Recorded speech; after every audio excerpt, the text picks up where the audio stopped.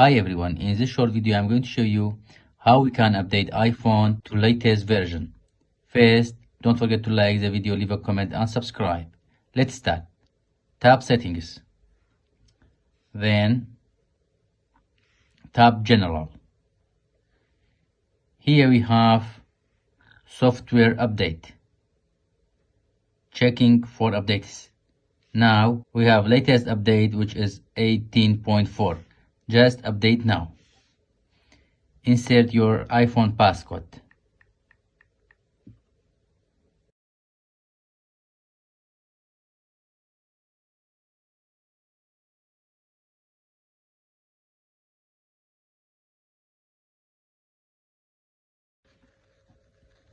You see, software update. Your iPhone has been updated to iOS 18.4.